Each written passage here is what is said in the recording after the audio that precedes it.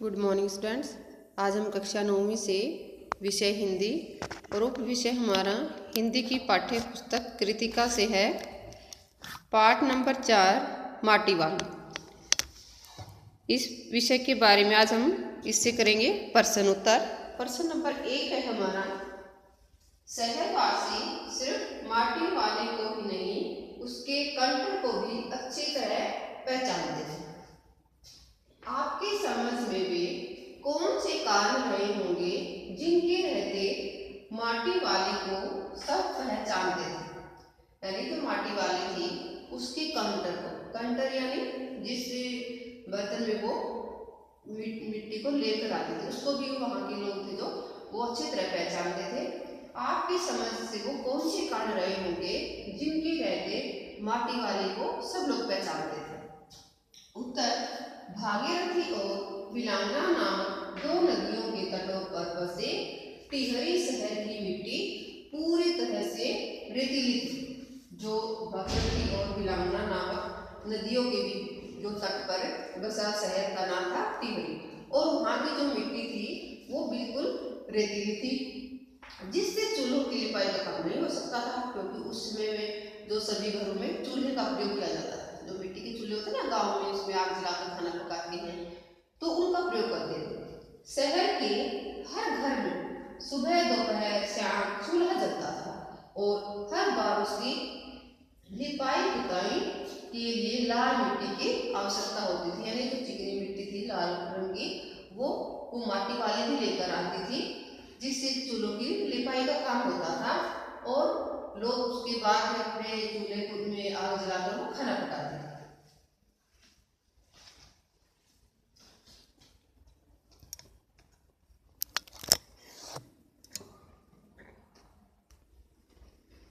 कभी कभी घरों के कमरों की दीवारों की गोबर लिपाई में भी लाल मिट्टी की आवश्यकता अनुभव होती थी। सारे शहर में माटी वाली ही एक ऐसी औरत है जो हर घर जाकर लाल मिट्टी पहुंचाती है। शहर का हर वासी उसे और उसके कंटर लगभग रोज देखता है। वर्षों से लगातार प्रतिदिन माटी वाली और उसके ढक्कन कटे कंटर को देखने के कारण सारे शहरवासी उन दोनों को भली भांति पहचानते हैं। प्रश्न नंबर 2, माटी वाली के पास अपने अच्छे या बुरे भाग्य के बारे में ज़्यादा सोचने का समय क्यों नहीं था। माटी वाली का शहर जो गांव टिहरी नगर से इतना दूर था कि उसे वहां पहुंचने में कम से कम 1 घंटा अवश्य लगता था।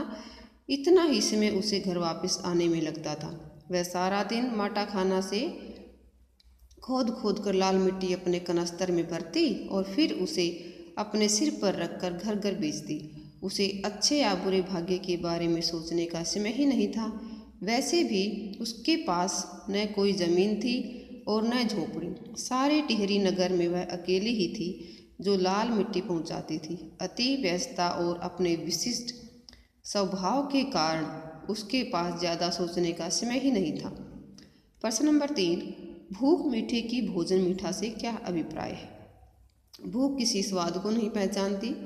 जब कोई व्यक्ति वास्तव में ही भूखा हो, उसका पेट पूरी तरह लंबे समय से खाली हो, वह उसे भरने के लिए स्वाद नहीं मांगता, वह किसी भी तरह भरना चाहता है। उसे रूखी सूखी रोटी भी अच्छी लगती है। उसे तब किसी दाल सब्जी की आवश्यकता नहीं होती। जब पेट भरा हो तो व्यक्ति को स्वाद सूझता है और वह स्वाद को अच्छा या बुरा बताता है।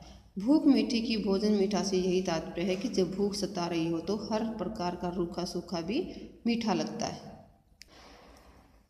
प्रश्न नंबर 4, पुरखों की गाढ़ी कमाई से हासिल की गई चीज़ों को हराम के भाव बेचने को मेरा दिल गवाही नहीं देता।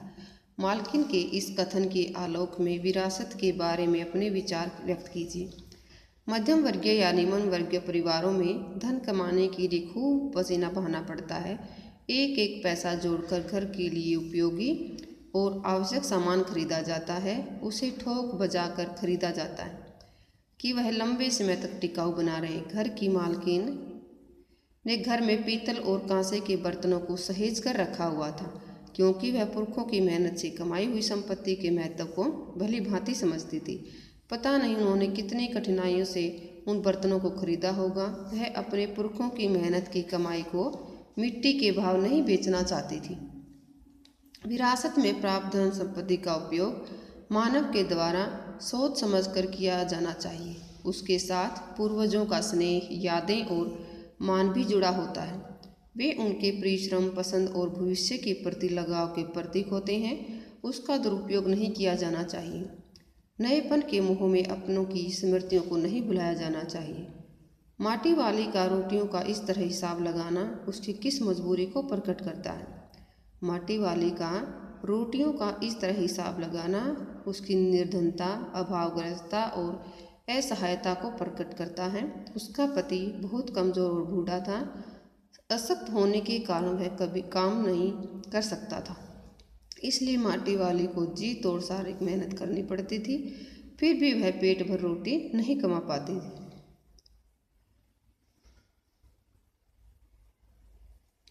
प्रश्न नंबर 6। आज माटी वाली बूढ़े को कोरी रोटियां नहीं देगी। इस कथन के आधार पर माटी वाली के हृदय के भावों को अपने शब्दों में लिखिए। माटी वाली आर्थिक दृष्टि से असहाय है। वह अति निर्धन है और चाहकर भी अपने बूढ़े पति के लिए ठीक से रोटी नहीं कमा पाती। बूढ़ा अति कमज़ोर था और इस कारण वह 1.5 से अधिक रोटी नहीं खा सकता था। आज बुढ़िया के पास 3 रोटियां थीं। उसके पास मिट्टी बेचने से प्राप्त कुछ पैसे भी थे। वह आज गठरी में बांधे गए अपने बूढ़े को कोरी रोटियां नहीं खिलाएगी। उसने 1 पाव प्याज खरीदे और सोच लिया कि वह उन्हें कूटकर जल्दी जल्दी तल लेगी। वह पहले उसे रोटियां दिखाएगी ही नहीं, सब्जी तैयार होते ही 2 रोटियां उसे परोस देगी। माटी वाले के हृदय में अपने पति के प्रति गहरा लगाव था। वह उसकी पीड़ा से पीड़ित थी। वह चाहकर भी उसकी भूख और पीड़ा को दूर नहीं कर पाती। उसका इस दुनिया में सिवाय बूढ़े के कोई भी नहीं था। प्रश्न नंबर 7। गरीब आदमी का शमशान नहीं उजड़ना चाहिए। इस कथन का अर्थ स्पष्ट कीजिए। गरीब आदमी के पास रहने और सिर छिपाने के लिए अपना कोई सहारा नहीं होता। कुछ भी तो नहीं होता उसके पास जिसे वह अपना कह सके। शमशान ही एक ऐसी जगह है जहाँ मरने के बाद उसे जगह अवश्य मिलती है, चाहे अपने वहाँ छोड़ आए या पराए। ऐसा नहीं होता कि गरीब की लाश सदा के लिए वहीं पड़ी रहे, जरा वह जहाँ वह मरा हो। माटी वाले का बूढ़ा मरा और उसे शमशान में जगह मिली, चाहे माटी वाले के पास पैसे नहीं थे। अब जब टिहरी में पानी भरने लगा तो सबसे पहले पानी में शमशान डूबा।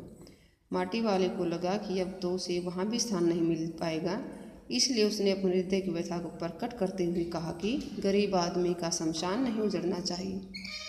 ये हमारा प्रश्न नंबर 8 है। आपको इन सबको याद लिखना है और याद करना है।